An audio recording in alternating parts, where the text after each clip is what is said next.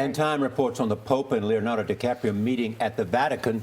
DiCaprio thanked Francis in Italian for receiving him. The two have a common concern about climate change. The actor gave the Pope a book of paintings.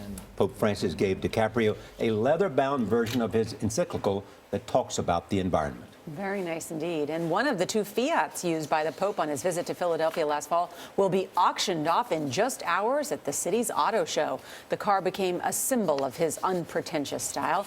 Jericka Duncan is at the Pennsylvania Convention Center in Philly with the little car that's generating big buzz. And I was going to say probably big bucks. Jericka, good morning.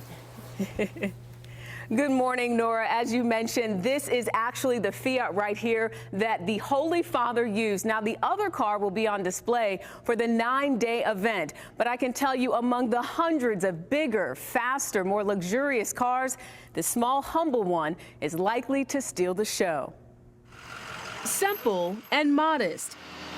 This Fiat 500L hatchback seems to embody the spirit of its previous passenger, Pope Francis. Chuck Keating and Bobby Hill were honored to follow in his holy footsteps, rolling out the Fiat at the Philadelphia Auto Show. Oh, it was awesome. The two were standouts during Pope Francis's visit to Philadelphia in September for the World Meeting of Families, where moments like this became the hallmark of the pontiff's first U.S. visit. The People's Pope blessed Keating's then 10-year-old son, Michael, who has cerebral palsy. I just had to turn away because my emotions took over. My wife and I both have a very strong faith, but it just seemed like this was like the pinnacle.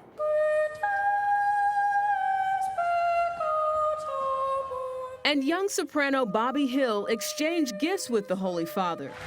Thank you so much. After a performance at the Festival of Families. He's a really nice guy, and he's just regular. And so is his ride, now up for auction. I think we're going to by far break a record for the biggest attendance ever at the Philly show. And because of the car. Yeah, no doubt about it. Was it something? David Kelleher is the chairman of this year's show. It's got a range of 435 miles. Wow. So, you know, besides the fact that the Holy Father sat in the back seat, it's got some practicality. Since that visit, no one has been allowed to sit in those sacred back seats. The only significant change, the windows have been tinted back to factory standards. During the Pope's visit, there was less shade between the Pope and the people.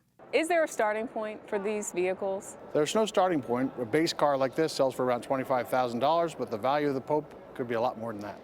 The proceeds from the auction will go to several Catholic charities in Philadelphia. Bishop Timothy Sr. hopes the event will rekindle the goodwill generated during the Pope's historic trip.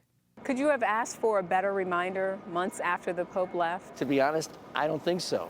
It's a car that tells a message that calls us to think about how we're living, what our priorities are, and what about the people who don't have all that we have. As for Keating and Hill, they were having the time of their lives in the Fiat.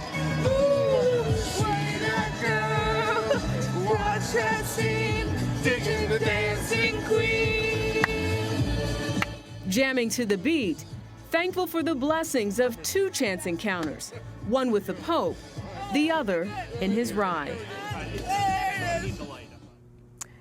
That's right. And of course, this auction again will be happening later this evening. Now, you don't actually have to be at the auto show to make an offer. You can also bid online. Organizers tell me that they're hoping that by the end of the night, this little baby is the most expensive car in the building. Benita?